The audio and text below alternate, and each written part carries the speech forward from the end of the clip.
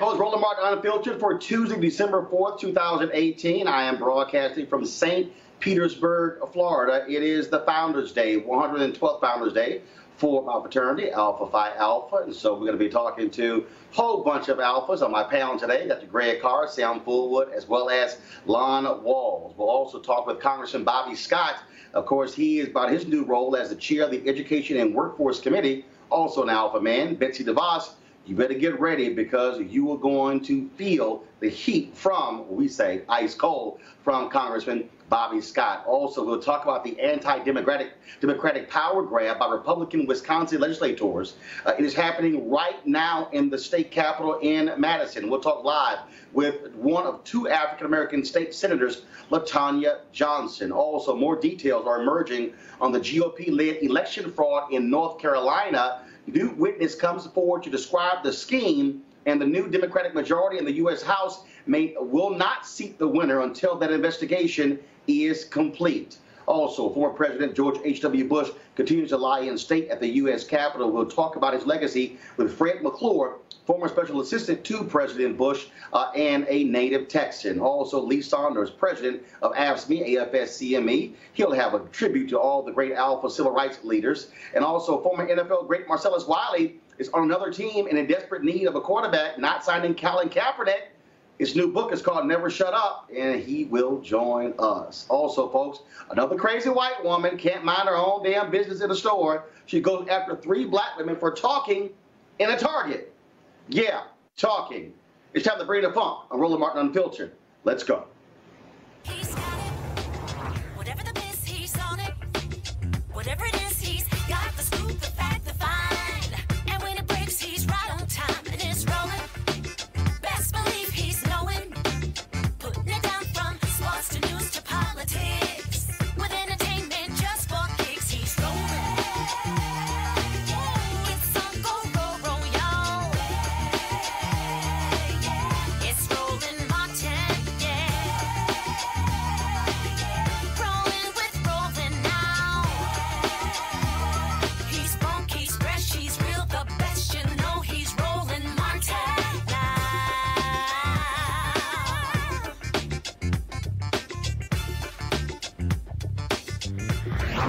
Martin. All right, folks, I'm broadcasting live from St. Petersburg, Florida. Well, I will be speaking to the Porter Institute for Media Studies as a result of my role as the Vice President Digital for the National Association of Black Journalists. And so I'll be here today and tomorrow broadcasting the show. I'll be broadcasting from New York City on Thursday and Friday. Today is also December 4th. It is Founders Day for my fraternity, Alpha Phi Alpha. That's why you see me wearing the black and old gold. And so we got a great panel lined up for you as well of several alpha men. So certainly glad to have them in the house. So folks, there are a number of issues that we want to get to today that deals with what's going on in our country. And first and foremost, we'll talk about, of course, what's happening with Republicans in Michigan, Wisconsin, North Carolina, the kind of shenanigans they are trying to pull, which is grossly democratic. So we'll talk about that. And so you don't want to miss that conversation. But also, of course, the Capitol Hill is preparing for Democrats to take control of the U.S. House come January. Now, leadership has already been decided. Nancy Pelosi, she, of course, will be the Speaker of the House. Steny Hoyer of Maryland will be the Majority Leader. Of course, Congressman Jim Clyburn of South Carolina is going to be the whip. But also African Americans are going to be leading critical committees, and one of those committees deal with the issue of education and the workforce. And one of the folks who has been a leader in that area is Virginia Congressman Bobby Scott from the 3rd Congressional District there, one of my fellow Alva brothers. He joins us right now. He's going to be the incoming chair of the Committee on Education and the Workforce. And Congressman Scott, how you doing? Doing fine, Brother Martin. How you doing? Happy 112th. Yes, indeed. Glad to have you on the show today. Obviously, education is a critical issue. You've always been one who has been focused on that, and we have seen the kind of leadership Betsy DeVos has had in the Secretary of Education. Many are highly critical of what she has been doing as Secretary of Education, especially when it comes to these for-profit universities. The Obama administration went after them, saying they were not helping students, and they were frankly just taking their money what is the first task you have on hand leading that committee to address the issues in the Department of Education? Well, the first thing that we have to recognize is that Alpha Phi Alpha had it right a long time ago, almost 100 years ago. We established a program, Go to High School, Go to College, which encourages young people to go to high school and then follow through by going to college. We know that 2/3 of the jobs of the future will require some education and training past the high school level. A high school diploma isn't enough. It's not necessarily a 4-year college, but some education and training past the high school level. So we have to prepare young people to get at least a high school diploma to start off with, and then offer other workforce training or higher education. The access to higher education is important. The Republicans reported a bill out of committee that actually cut $15 billion out of student aid, made student loans harder to pay off, and removed many of the oversight regulations for the for-profit sector, as you've noted, which has been problematic. There are some good for-profit colleges that provide a good product, but most of them, unfortunately, are problematic. They charge too much and provide too little actual education. So oversight of the for-profit sector will be one of the things that we'll be looking at. But equity in education is extremely important. Make sure everybody fulfills the promise in Brown v. Board of Education. It said that it is doubtful that any child may reasonably be expected to succeed in life if denied the opportunity of an education. Such an opportunity is a right which must be made available to all on equal terms. We fund education with the real estate tax, so it's obviously going to be problematic in terms of equal opportunity, and we need to make sure that the federal government, under Title I and other funding mechanisms, make sure that everybody has access to a quality K through 12 education and the opportunity to go to college after that. All right, then. And last question for you, sir. That is the First Step Act. The Senate is not acting. Do you expect Mitch McConnell to hold this thing up and allow that bill to die before Congress goes home for a Christmas recess? Well, I'm not sure. There's some provisions I have a problem with. One of the things that you like to do is get a CBO analysis to find out what's actually in the bill. There are some provisions which actually increase mass incarceration, but it's hard to say how much. There's some very good provisions in it.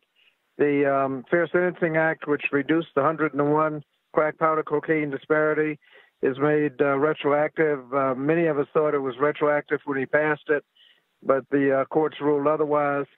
There are provisions that reduce many mandatory minimums.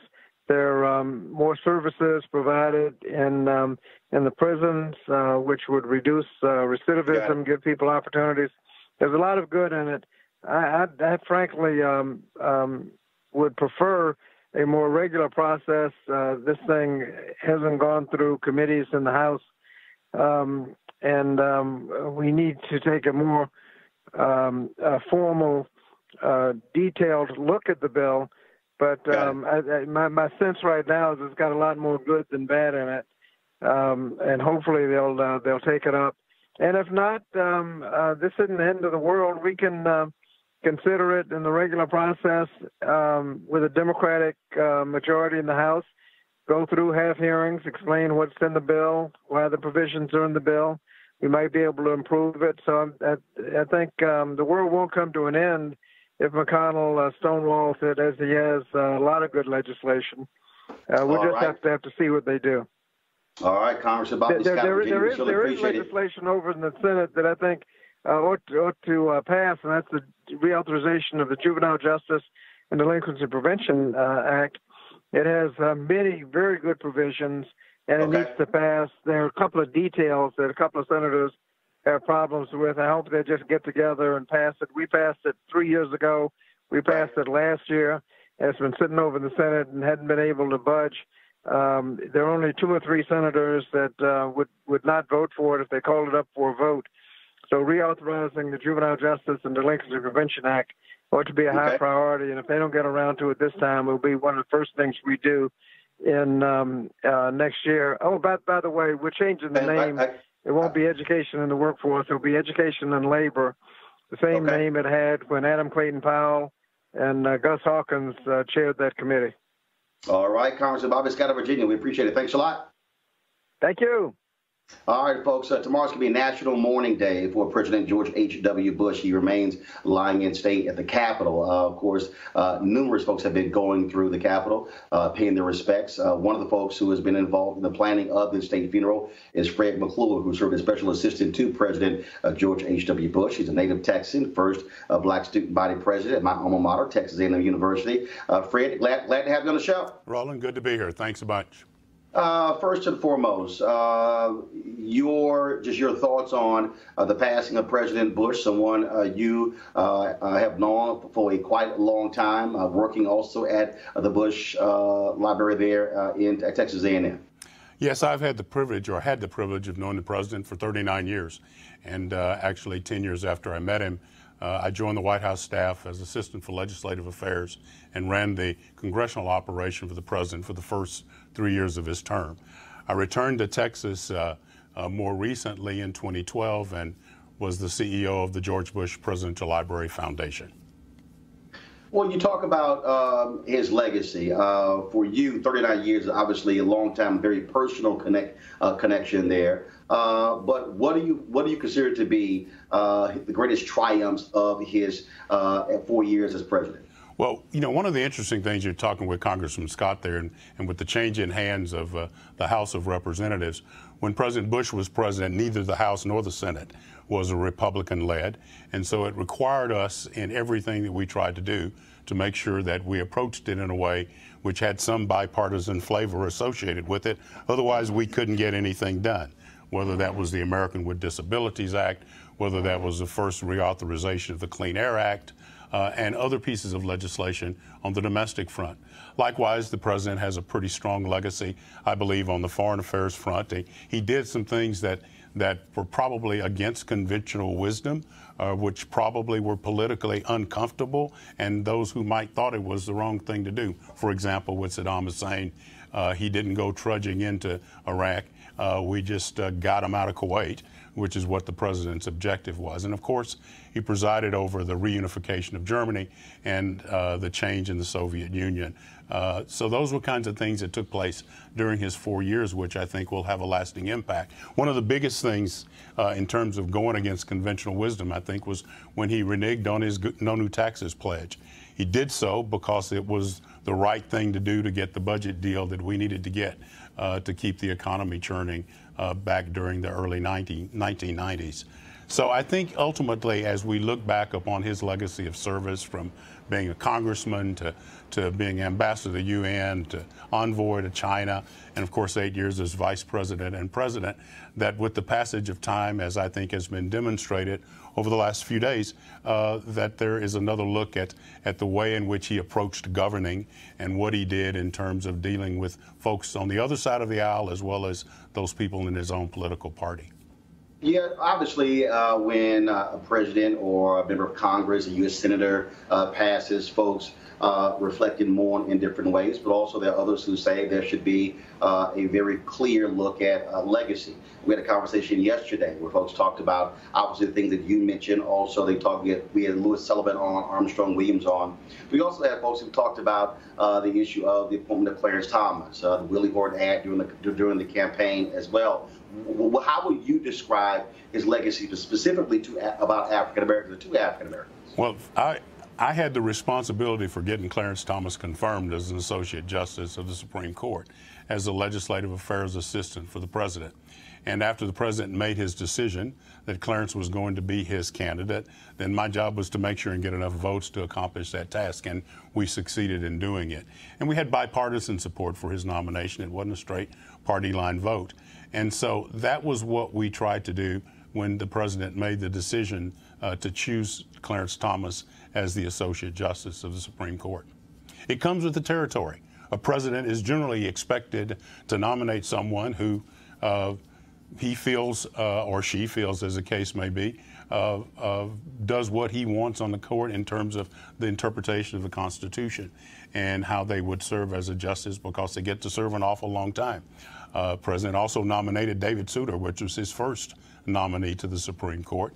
So those, in a 4-year time frame, the president was lucky enough to have those two opportunities to affect the Supreme Court of the United States. Last question. Obviously, you have a national day of mourning tomorrow. So many people are also talking about how he led in terms of stature as well, and what that is going to mean moving forward in terms of how we look at presidents, in terms of, and when you look at the partisan rancor now, clearly I don't think you can even remotely compare what took place in 1980 to 1992 to what's happening today. I mean, there's a stark contrast to how divided the nation is. I think the nation comes together at times like this because of people who have given of themselves to serve as president of the United States. There have only been like 45 of them. If you reflect back to 2006 when President Ford passed away, we had a similar moment where people came together and reflected favorably from both sides of the aisle upon President Ford and his contributions, either as a congressman for a short time as vice president and ultimately for his one term as president. Shortly after President Ford passed away, and he was buried the latter part of December of that year, Congress went back to its normal rancor here in Washington, D.C., and the same back and forth between the White House and Capitol Hill emerged once again. One of the advantages I had in 1992 with Clarence Thomas, or 91 with Clarence Thomas, was that there wasn't just a whole lot of different mechanisms available to transmit news and to have people. We had like 3 networks and some little thing called CNN. That was it. And those are the kinds of issues that I had to worry about. We didn't have a 24/7 news cycle. We didn't have everybody with a cell phone who has the ability to be their own producer, director, and publisher, as the case may be. So the times have changed dramatically, and I think what's happened is that our edges have hardened, and as those edges have hardened, the divide in the middle has gotten larger and larger. So the question always becomes, who's going to be the candidate that comes to the forefront and gives of him or herself in such a fashion that they can garner the interest of enough of the American people. President Obama did it beautifully, and the same thing happened, I think, when we got defeated by President Clinton.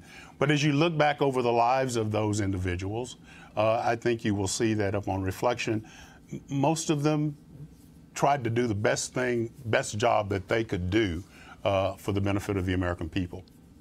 All right, Fred McClure. Let me add one other thing, Roland. I was telling these guys earlier when we were back in the green room, my dad was an alpha at Prairie View A&M University. See, there you go. See, you got to work that in. I got to work that in. It's birthday time. It's birthday time. All right, then. Fred McClure, always good to see you. Thanks, buddy. And we'll be sure to catch up when we're back in Texas. Thank you. Be safe in your travels. All right, thanks a bunch.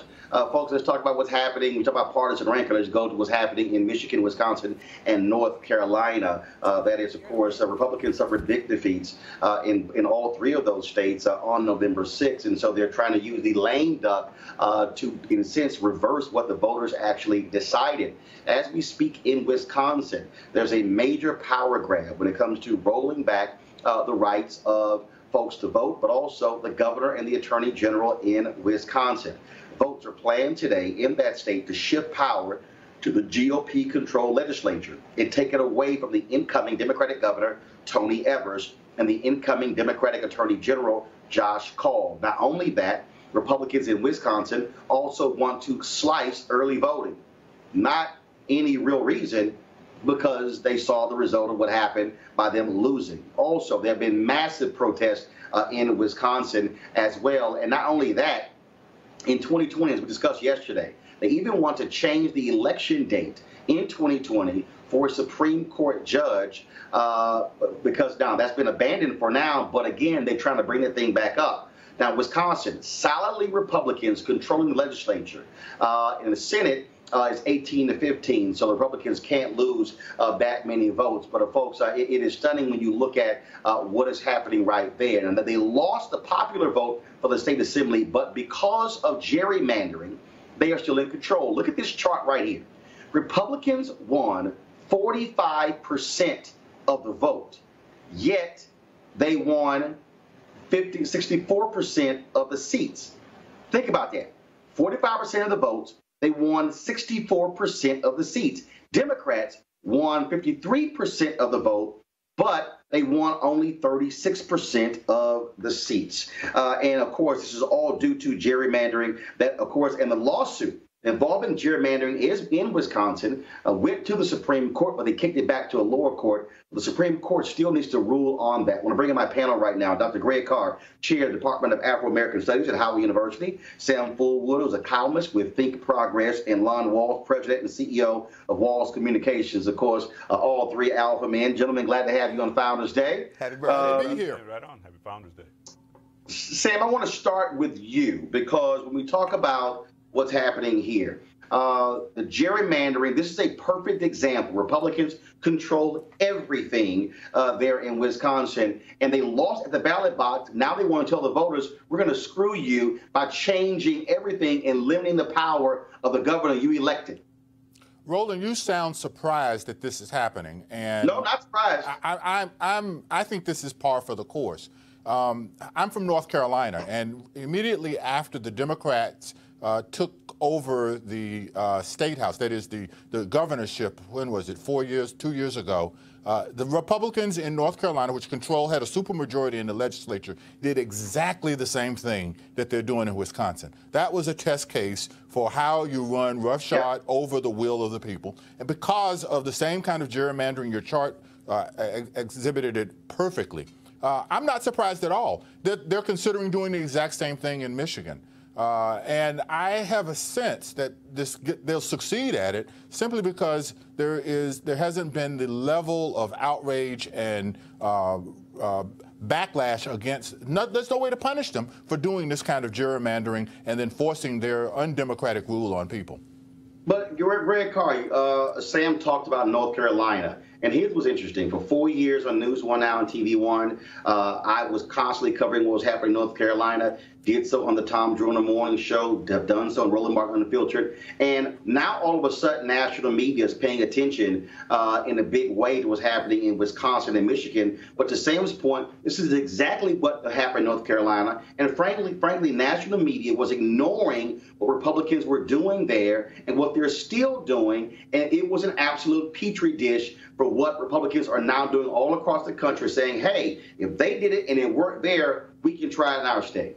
Absolutely. Again, happy birthday. And this is a reason why this show and black news media is important. There's a veneer of civility in American politics that makes people think somehow that naked power grabs like this are somehow countervailing to the American political mind. And that's simply not the case. What we're watching is the only card the Republicans have left if they're going to maintain this white supremacist approach. They're going to retreat and pull power almost like an inner chamber in a castle and build a safety room to rule from. So what you see, I mean, even in Michigan, they're attempting now to strip the governor and the attorney general of the ability to intervene in federal cases. Why? And with all due respect to Brother McClure, the man that he helped shepherd through the Supreme Court with the help of Joe Biden, which disqualifies him forever as far as I'm concerned for being president of the United States, will be on a majority side if these cases, trying to bring these cases to court, make it through the federal courts, they are counting on a stacked judiciary to support these naked power grabs, this contravention of the will of the majority, not only in Michigan, as we heard Sam said, not only in Wisconsin, not only in North Carolina, but anywhere else where demographics and time are against them. They're just going to rule this country if they can from a minority position from now until we can stop them. And Lon, what you're dealing with here, this is exactly why people have to stop acting as if local elections don't matter. We are seeing an increasing number of African Americans who are returning to the South, so we're reverse migration, and they're moving to North Carolina. They're moving to Alabama, Mississippi, Tennessee, Florida, Louisiana, Arkansas, South Carolina. And what's happening is, and interesting, I saw this during the election, where I had a sister who moved from California to Georgia, and she said, man, for the first time, I'm now voting, and it's a totally different reaction than when I was voting in California, because they're seeing the results of Republicans controlling both houses and how they're taking naked power and abusing the democratic process. Well, Roland, it's interesting you bring that up because I had a conversation with Lee Saunders, who you'll be talking to, or he'll have some comments. And going back to Wisconsin, Janus versus AFSCME, really, according to all records, AFSCME's problem with Janus and with the administration start in Wisconsin. And going back to your point, all politics is local. People need to start paying attention to that because that could spread. I mean, you could have other issues. It's not just black people. We're talking about union folks. We're talking about people who are basically disenfranchised, and they're not just black folks. So there's a problem. I was actually in Florida right before the election, and I was amazed at the turnouts, and yet and still you saw the results, and you're scratching your head saying, what happened? You know, what happened? You had folks, mob scenes at the polls. I mean, the turnout was tremendous, yet and still you look at the end, the final result is something you can't believe. And so all politics is local, and I think it's important that we look at all these elections, not just from a national perspective, the president, locally, going down to the mayors, city councils, those kind of things. They're important. They're extremely important. I want to make a point here, Roland, if I can, about local elections. One of the things that I think that has happened over the last 15 years is that Republicans have eviscerated public confidence in believing that elections matter. Exactly. And so what you have is a situation where the local contest, the mayor, the city council, the school boards, in those races, that's where you, one, groom people for higher office, but also that's where the decisions that are made are the most valuable to local citizens. The problem that we have is that people believe that their vote doesn't matter. The only thing that they get excited about is the president every 4 years, especially if there's someone that's attractive to be in it. And so you lose the energy to be able to have real substantial change. The only thing that the president really has any control over is the judiciary now, the Supreme Court. It's at the local level, the governors and the city councils, where the decisions that really affect people are most valuable. But here's the other piece that's important again, and we saw this in the Mike Espy race. He lost by 68,000 votes.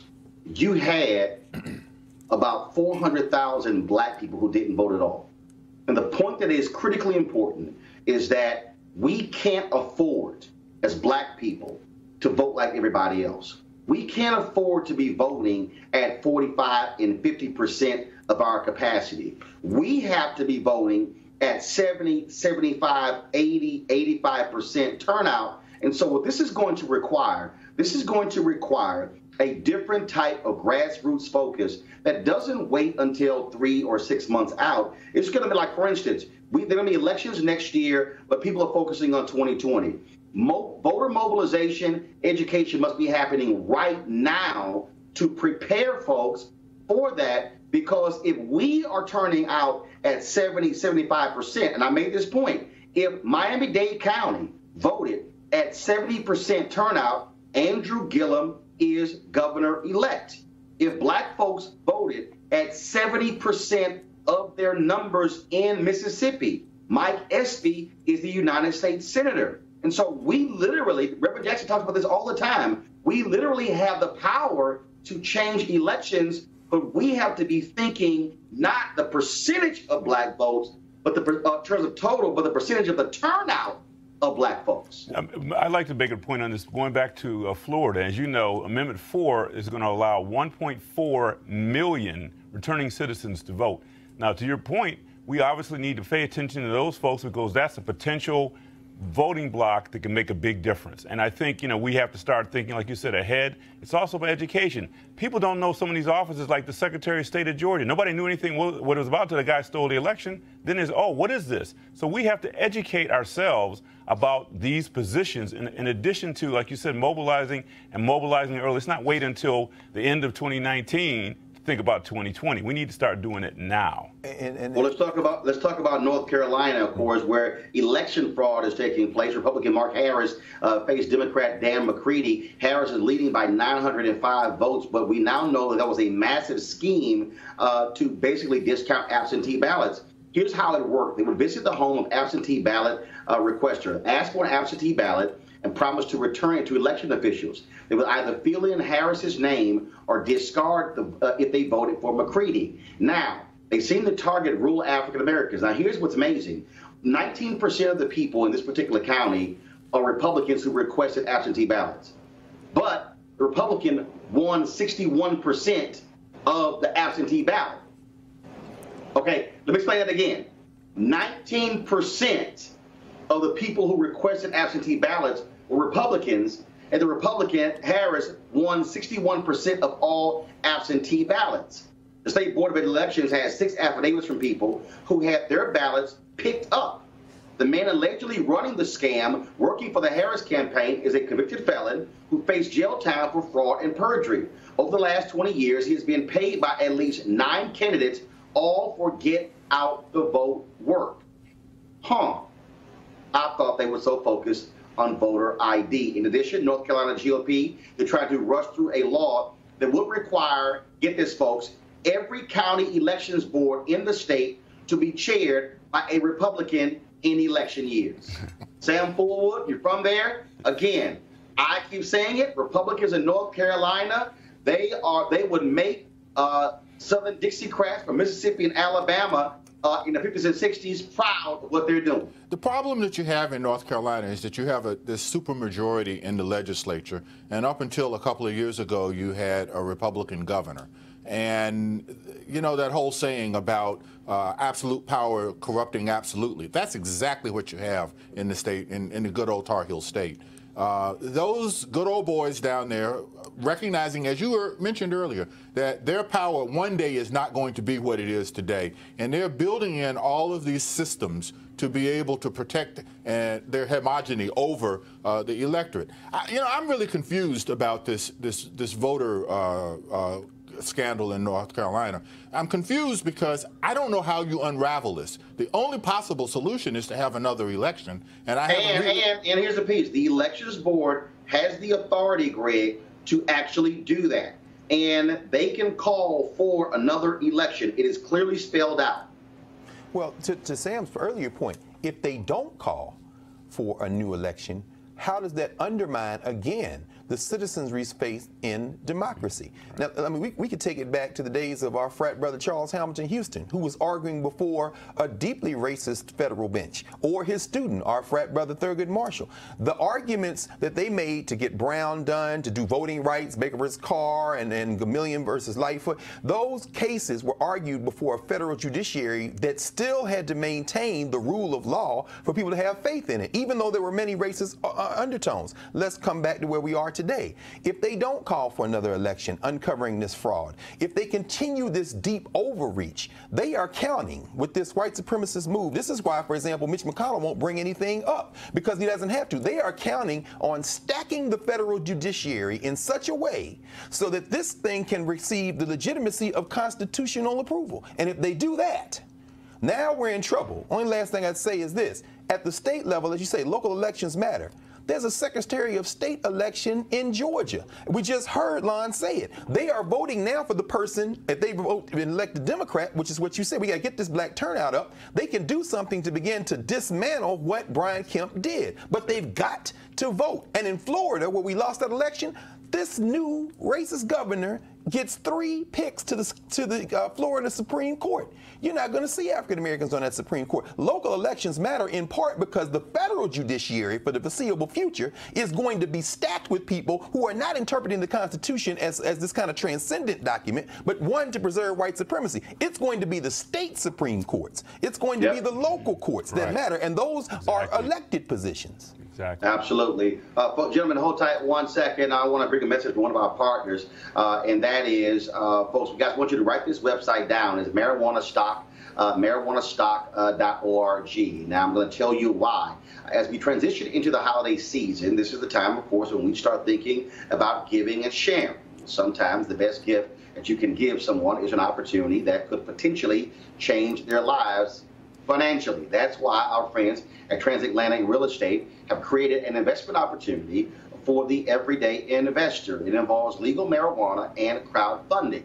Now, look, black folks have been impacted by marijuana in a negative way. Now, the issue is It is legal in so many areas. It is one of the fastest growing industries in the country. Yeah, and we also know that crowdfunding makes it easy to be an early investor of an opportunity. It's a no-brainer. But it also gets even better. Transatlantic real estate is different, and they have a business model that is simple to understand. They buy land that supports marijuana grow operations and lease it to licensed, high-paying tenants. Now, here's the piece. You're investing in a landlord of a licensed marijuana farm in a high-growth market. And for a limited time, you can invest as little as $300 up to $10,000 before the company goes public. And here's some more good news. They have recently extended the offer, which means you still have time if you take action now. Now, keep in mind, you must complete and confirm your application to participate. So be sure to complete the process. And don't spend all your money over the holidays and end up with empty pockets. Instead, get a return on your investment. You could also consider making an investment for someone special. How's that for a holiday gift? I think it's a good idea. Now, to get started, go to marijuanastock.org and marijuanastock.org for you to get in the game. And keep in mind, like as I said, this is a growing, a multi-billion-dollar business, and we want African Americans to be part of this as opposed to ignoring the opportunity. So marijuanastock.org. So we certainly want to thank our partners for making it possible to have, of course, Roland Martin Unfiltered. All right, folks, we're going to take a break, and we're going to now focus on, of course, our HBCU Giving Day. Roll it, folks. About being local, man. But you guys, you had a show about a week or two ago talking about education. So much, never failed to destroy the man who hated. Writer and activist James Baldwin.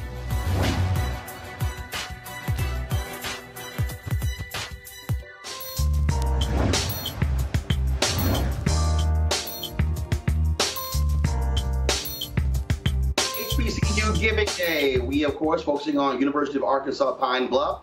The founded in 1873, notable alumni, Smokey Norfolk, Taryn Armstead, Danny Davis, Congressman Danny Davis, and Don Zimmerman. Of course, if you want to support UAPB, please go to uapb.edu.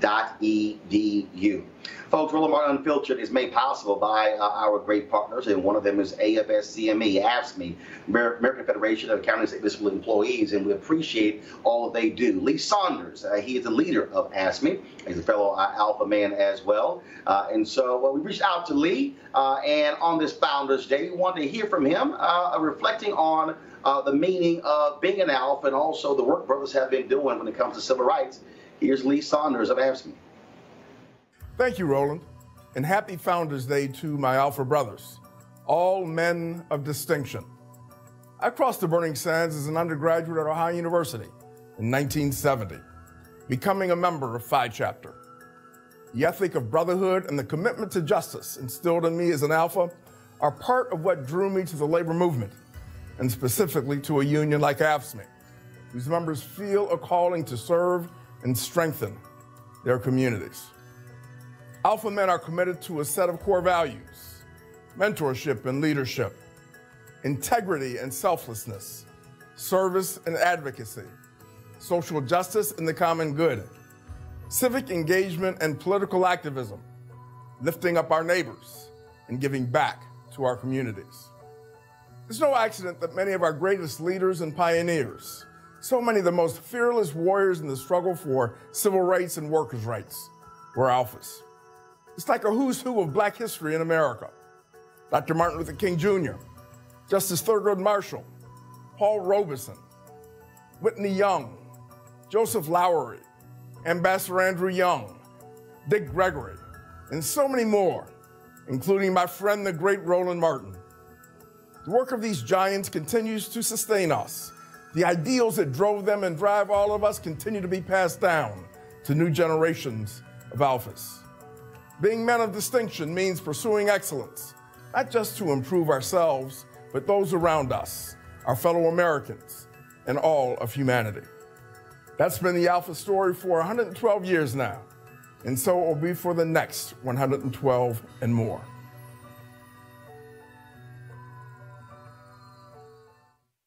All right, right, folks. And again, we certainly thank the folks at AFSCME for being supporters of Roland Martin Unfiltered. And you can do the same, folks. You can go to RolandMartinUnfiltered.com, join our Bring the Funk fan club. And we are the only show that's on every single day, speaking to the issues of African Americans. As you keep hearing me say, we've got to fund our freedom. And so we need you to support us with your dollars by joining our fan club. Of course, you can give any amount. You make this possible as we, of course, tell the story of African Americans in the only way that we can. That is unapologetic and unfiltered. So go to RolandMartinUnfiltered.com. Now, y'all keep hearing me talk about these crazy-ass white women, and guess what? Now we have another crazy-ass white woman who just cannot mind her own damn business, this time at a Target in Tennessee. 3 black women were talking, and this white woman felt the need to check these sisters. You know how that went. Watch. I said, Tara, try this on because this looks like something Eartha said. I don't want to be compared to Eartha Kitt because she I just understand this is what you guys That's do. what I'm asking. That's why I'm asking. What this woman any longer, please. I want us to stop engaging with this woman. Let's stop. Let's have finish with the head. Let's stop engaging with her, please. Let's stop. She can't hear. Thank you. That's very clear. I understand you're an abuser. I understand you're abusive. I understand you're abusive and you make up lies on the spot. I understand. It's I understand. Please stop talking to this lady. I mean, her question.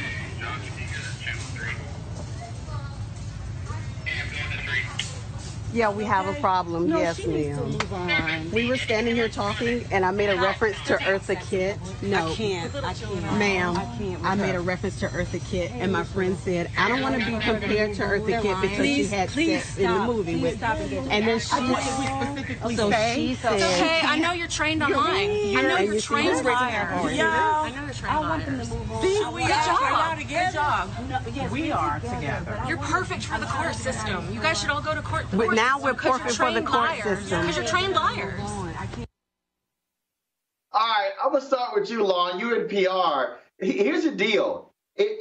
These companies, people like Target might need to put a sign up, crazy-ass white women. Don't bring that bullshit in our store. I'm not going to get... First of all, she's got NASA on it. I mean, somebody should talk about that, right? That's a big sign. NASA, okay, number one. But definitely, I think corporations and I think stores have to do a better job now because everybody's paying attention. I mean, this is going on almost every other day. So I think from a corporate standpoint, a corporate responsibility standpoint, communications, we need to start looking at what we need to do to kind of prohibit this kind of activity. But it's a bad look for Target. There's no question about that. Here's the deal, Sam. I'm telling you right now. These sisters were real nice, and I'm telling you, one of these white folks gonna get knocked out by somebody if they decide to just jump in their folks' conversation. I mean, I'm telling you, it's going to happen. I'm a little confused. I'm confused about a lot of things. But was this woman an employee of Target or was she a customer? She was a customer. These 3 sisters were talking amongst themselves, and this white woman jumps in a conversation to check them. Just a customer. See? Yeah. Well, you know, there's a liability there that Target's going to have when something jumps off, and it's going to be in Target. I don't know what it's going to happen, Roland. I hope you have the camera there when it happens. It's going to happen. Greg, hashtag team whip that ass will be showing up. I'm telling you. Roland, brother, maybe NASA means not a safe activity. They should give them shirts to every white person. But we're laughing, but here's the point. Here's the underlying issue that's very scary. You notice how quickly she moves to say, I'm going to call the law. This is perfect for court. You're trained liars. And this goes back to the previous segments. These white supremacists, as their demographics shrink, are going to look to the courts as the place for last refuge. And so any white person, if we look at the history of America, any white person is a deputy officer of the law. This is the paddle rollers, this is the slave catchers, this is the random people during Jim Crow. These are the people who stand aside when our people get murdered in malls and burnt in Alabama or Chicago. These are the people who feel like, because I'm white, I can always evoke the law and I can police you at any given moment. But, to the last thing to your point, when we do go off and they ignore that that's not a safe activity, keep messing with us, this country is going to have to decide whether or not it's going to be governed by the rule of law and humanity or it's going to degenerate into violence. Because you're right, somebody going to get their ass whipped. I'm telling you. I mean, look, and here's the piece. Again, black folks trying to be calm. You heard the one sister say, we're not going to give her any time. But I'm telling you, you're just going to hop in my conversation, and then you're going to castigate me for something I wasn't even talking to you. I'm telling you right now, I keep warning all these crazy white women and white men. Y'all better mind your own damn business, because this is not the generation of black people who gonna kneel down and pray for y'all. Roland, it never was the generation, brother. You made me pull out my history book, my Alpha history book today, brother. I pulled out Brother Charles Wesley. I'm reminded of Paul Robeson, who played football for Rutgers. Brother Paul Robeson, who was playing football when one of them white boys stepped and took all his fingernails off his hand. And on the next play, Robeson, who had been trying to be civil, lifted that white man over his head and was getting ready to break his spine when the coach said, blew the whistle and said, Robeson, you made the team. We will be pushed too far, brother. We've always been too far. Absolutely. So I'm telling. So every time one of these videos happen, we gonna run it, and I'm keep warning these folks, because look, black folks are not playing this game where our car is barely in the walkway. We can't sell lemonade. Matter of fact, I saw somebody sent me a story today. What was it? A black woman was eating lunch somewhere, and they called the cops on her. Wait a minute. She was eating lunch in a university classroom. Oh yeah, the student. Yeah. They even had a young lady who was sleeping in the student lounge, napping. We're in final exams now. Kids do that, and the other students called the police on her because she had fallen asleep in the same lounge that they were sleeping in. Again, policed while black, brother. Yeah.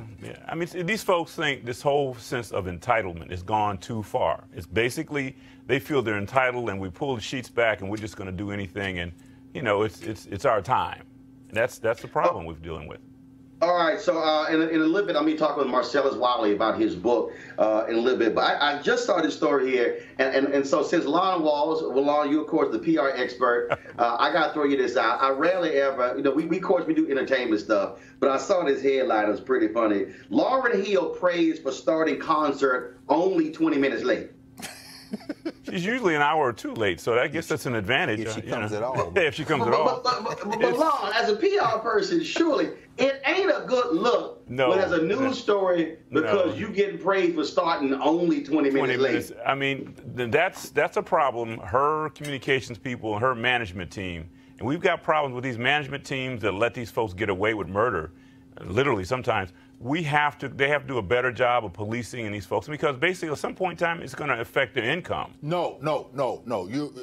The problem with that isn't with Lauryn Hill. It's with people who put down money knowing that she's going to show up 2 hours exactly. later. Yeah. That's the problem. Sure. Yep. So as long as she can get an audience and they can fill a hall, what does it matter to her? But folks will stop doing that. When folks stop going, that's it. She'll clean up her act. And folks are not going to stop going, unfortunately. That's just not going to happen. 20 minutes, it's such a record. Well, I'm going to tell you right now, you ain't going to never, ever see me buy a ticket for a Lauryn Hill concert. Damn that. She going to have to text me when she on her way to the stage.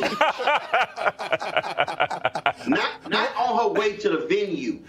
She going to have to text me personally saying I'm walking to the stage, because I'm sorry. I am not waiting. Look, the OJ's been in the business 60 years. Eddie Levert almost 80. He show up on time. Lauryn Hill, get your ass on that stage. Come on, brother. And when another one of our frat brothers, the great Edward Kennedy Ellington, Duke Ellington, been in his grave. That brother had to take trains everywhere. He went and stayed in segregated hotels. And he never missed a date, and he was always on time. From Fargo, North Dakota to halfway around the world. That brother kept a band on the road during the Great Depression, and he was never late for a show.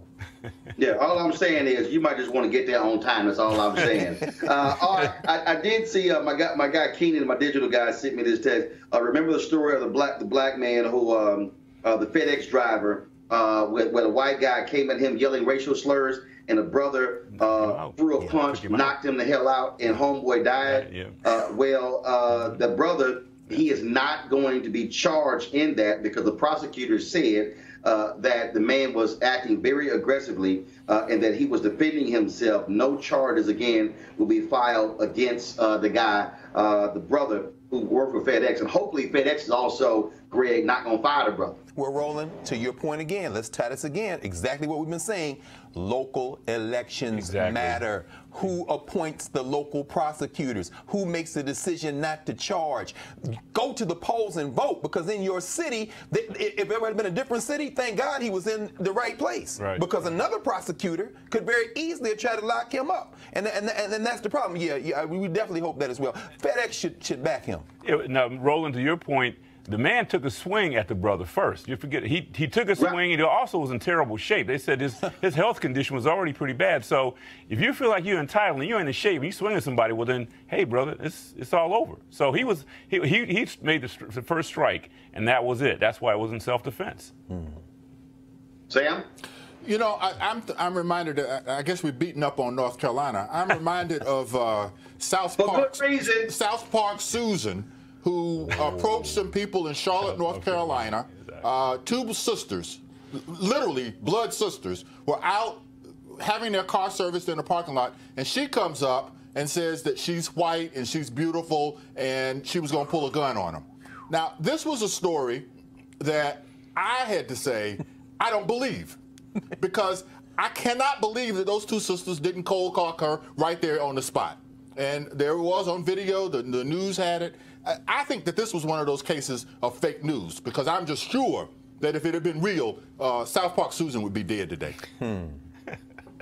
Guys, let's talk a little politics, and that is, I saw today where Michael Avenatti announced he was not going to be running for president. Shocking. After you beat him up, man, you beat the man up. What do you expect, Roland? Well, but I kept trying to tell everybody, all you got to try to take it seriously, he was never going to run for president. He was never going to run for president. Absolutely not. No, he never was. No. But I tell you what, though, that PR hit he took after he spent that about half hour here with you, that then got picked up by everybody else, that put a dent in his momentum. So, yeah, he was never going to run. But even if he thought he was going to sustain the lie long enough for some publicity, I think his road down, you could look at this as a major stumbling block in him trying to even keep that lie alive.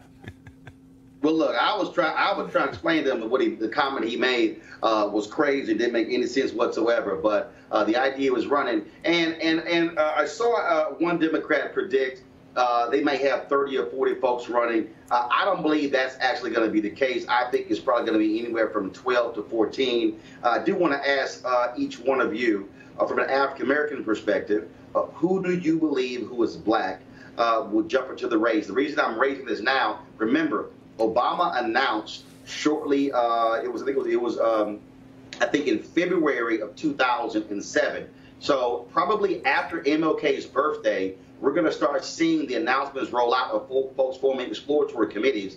And so in about 30 days to 45 days, we're going to see the first announcement of people running for president. Who do you think black is going to be running?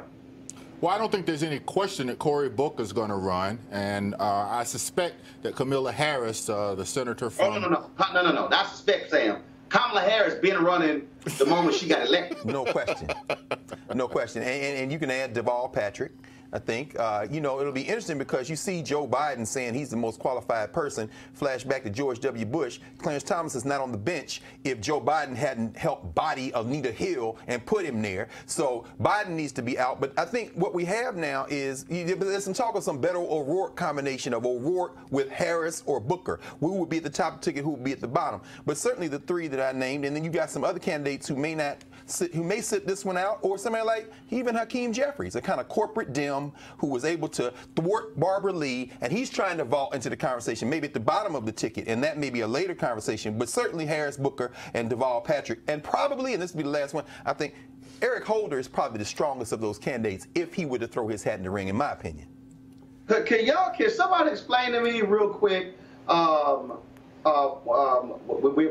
you talk about these folks who are running, and all these media people talk about Beto O'Rourke, why in the hell they tout O'Rourke running and not Abrams or Gillum when they actually lost by a smaller margin than he did? Well, I think Abrams said today that she was considering running, but she's also considering running in for the governor of Georgia as well as for the Senate seat. So I think her name is going to be on the lips of a lot of people. I think she's a real strong vice presidential candidate. I don't know that her profile is nationally, at this point, as high as some of the other people. Gillum would be, I think, just an ideal candidate to run. He did so well in terms of his image and the way in which he presented himself. I think that he would be a really strong person. Now, to Gillum, the point on Gillum, he's also a fraternity brother. Yeah. So, which is a good thing. I may probably stir some things up, but we, everybody, all these blacks, brothers and sisters want to jump in the race. Do we need that? We need to win, period. Yes, we do. We need to get the best candidate to win, whoever and whatever that might be. That's the case. I think that getting black candidates in will help us win because it will get excitement in the primaries. And I think that if the ultimate person is smart, they'll recognize that getting black candidates energized in the primary and then figuring out the best way to keep them energized through November is a winning strategy. So I would not want to back off on having fewer black candidates in. I would want to see more of them get in. But as the movie Passion 57 said, always bet on black. Talking about winning. Speaking of winning, last night the Washington Redskins, they lost not only the game, but they also lost another one of their quarterbacks. And, of course, Mark Sanchez as the backup quarterback, and he looked terrible, in the words of Charles Barkley. So the question is, what's going on with these NFL teams, and they continue to bypass Colin Kaepernick and having quarterbacks who absolutely suck? Joining me right now is Marcellus Wiley, former NFL player. He works for Fox Sports 1, also the author of Never Shut Up. Marcellus, what's up, brother? In a minute, man. How you been, big dog? All good, good. Glad to get you. So I was stretching there a little bit. You had to get off the air and hop on, but glad to have you here. So I got to ask you on this Colin Kaepernick deal. And I keep saying this. NFL owners clearly would rather lose and not make the playoffs than sign a quality quarterback like Colin Kaepernick. Yeah, that's pretty obvious. He certainly, in terms of merit, deserves the opportunity to be in the NFL. In terms of quarterback rating, is better than the options that are available, Mark Sanchez and whoever they may get as a backup. And even in terms of quarterback rating, better than their starter and Alex Smith, who was hurt and injured before. So you look at the situation. I will caution everyone to remember, even before Colin Kaepernick was an NFL player, that the NFL has never been a merit-based exclusive club. It's never been the best 53 guys are on one team. The best 11 guys are starting on offense. There's politics at play, business decisions, PR, community relations, marketing. There's a huge roundtable of circumstances that has always dictated every NFL experience. So I just caution people when they say, hey, he's better than this guy. I've been on many a team in the 90s, pre-Colin Kaepernick, that we didn't always put our best foot forward in terms of personnel, didn't always see the best coaches. Marty Schottenheimer got fired as a 14-2 coach because he didn't get along with his GM. I've seen all kind of craziness happen. So in that light, this doesn't surprise me. Well, and here's a piece, though. If you're a fan of the Washington team, you should be cussing them out because literally they were a playoff team, and now with losing their top two quarterbacks, they may not make the playoffs, and then they're just deciding. And what's telling is they would sign a Reuben Foster right after he was cut for alleged domestic violence situation and say, nah, brother, the one you kneel, you ain't going to play. That's very interesting. Yeah, I mean, it's disheartening if you really want to look at it as a meritocracy, which we look at sports as. And sports, at least in its origins, was where it didn't matter what your likeness was, didn't matter what your size was. Can you ball or not? That's the spirit of sports. We love it, that competition factor. And when you see it get diluted and you see it get marginalized and put in different columns such as, well, what are your political stances? Oh, well, what can we get a value from you? Versus, are you just the best man for the job? I think we all get disinterested when we see this come. And it's happened. It's a reality. And unfortunately, I don't think this situation changed. Colin stays at home, never as an NFL player again. I got a question for you that I'm going to have each one of my panelists ask you a question. By the way, Marcellus, today is Founders Day for Alpha Phi Alpha, and so I got all alphas on the show today, so just want to let you know that. So, you know. All alphas? All alphas in the house. Oh, there you go. Respect, man. You know, I went to Columbia. We weren't too big on the frat thing, man, so respect to what you're doing. Got it. So I got to ask you this. So in your book, Never Shut Up, you're not just talking about sports. You're talking about growing up, of course, in Crenshaw. Then you go on to get a degree from Columbia in sociology. And you're talking about a number of different subjects. And so in many ways, when you hear, of course, I guess I won't call it your colleague, when you hear Laura Ingraham on Fox News tell LeBron, shut up and dribble. I mean, look, you've been hearing folks tell athletes for a long time, just shut up and play. But you're making it clear in your book, Never Shut Up, that you got some thoughts on some stuff that don't just involve NFL. Yeah, I use people who talk from their vantage point and their perspective when it differs from me. I usually use that as fuel in terms of I must be going the right way. Something biblical that my grandmother told me a long time ago is that the gates to heaven are narrow and few come between. So if you ever say something, feel something, do something, and you feel that resistance, you feel that backlash, you hear people trying to silence you, usually that means you're going in the right direction.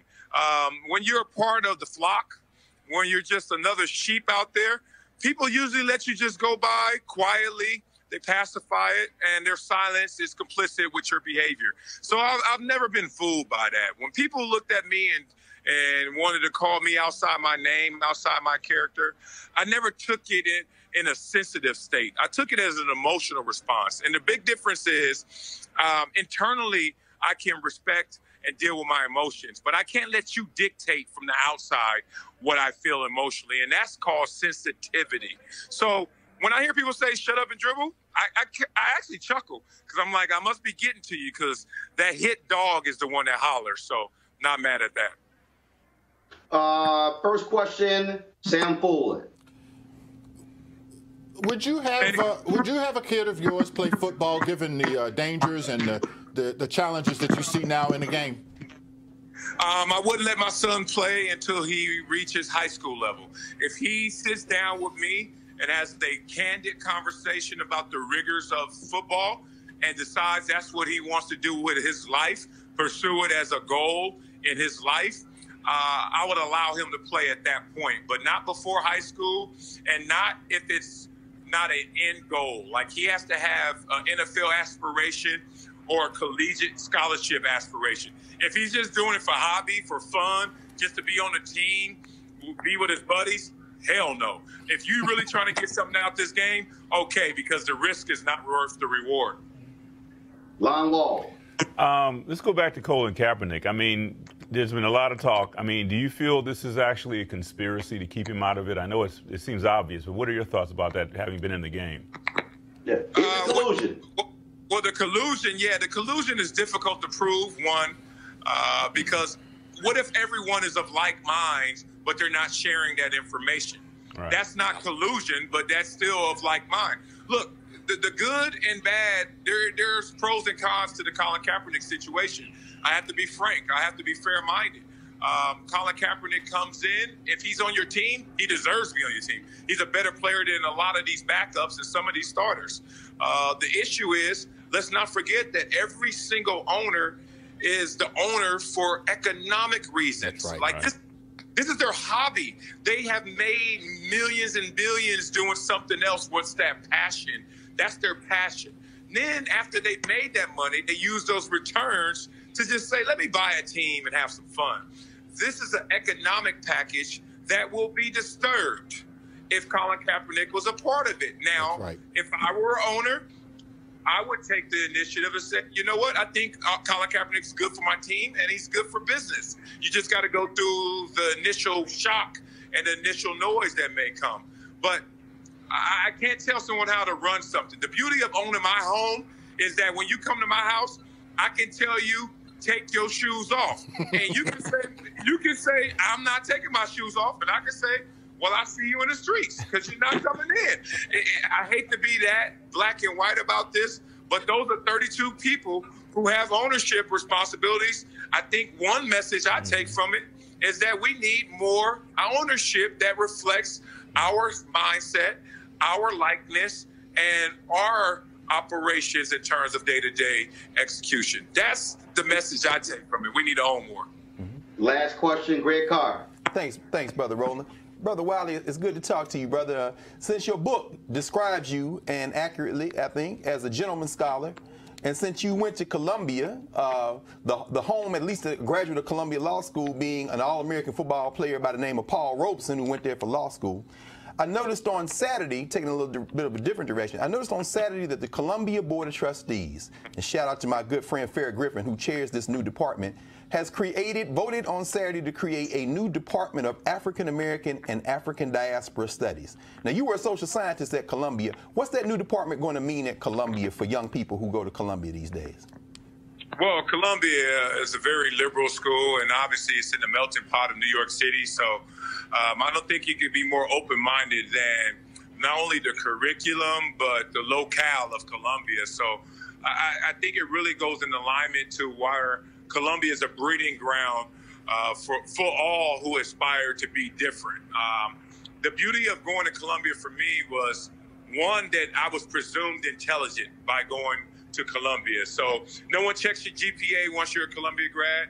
No one wants to hear what courses you took. They just realize that, hey, you've been through the academic breeding ground of something that is great. And I respect it for what it is. I think they've always been, in terms of curriculum, in terms of education, in terms of pushing the envelope at the forefront, largely based because it is in New York City. So Enlightenment Central is what Columbia is, and I've always had respect for that education. Appreciate you, brother. All right, then. Well, of course, they can catch you on Fox Sports 1 debating Jason Whitlock every day. Lord, we got to pray for you on that one, Marcellus. Jesus, you ain't lying. I certainly appreciate it. Again, the book is called Never Shut Up. Marcellus Wiley. Folks, be sure to get it. Always good to chat with you, brother. My man. Appreciate you guys. Take care, brothers. Yes, thanks. All right, thanks a bunch. All right, I want to thank, of course, my group of alphas today. Of course, Greg Carr, Sam Fullwood, Line Walls on Founders Day for Alpha Phi Alpha. Glad to see you brothers here. Also want to thank Congressman Bobby Scott for being on the show, a fellow brother, and of course, Fred McClure, the son of an alpha. So Fred, way to sneak that one in terms of on there as well. And so we thank you as much. Folks, don't forget you can support Roland Martin Unfiltered by watching us on our YouTube channel, youtube.com/Roland S. Martin. We've got some phenomenal things lined up for you in 2019, but we also need you to support the show, and that is to join our Bring the Funk fan club. Every single dollar that you commit goes to this show, to making this possible, and so we certainly appreciate that. And so go to RolandMartinUnfiltered.com, and our goal is to add 1,000 new members of our fan club by the end of this month, so we can really get geared up and focused in 2019. I'll be broadcasting tomorrow from the Porter Center for Media Studies here in St. Petersburg. Well, I'll be speaking to them tomorrow, so we look forward to joining you. Thanks a bunch, folks. You have an absolutely great evening. I got to go. 06! 06!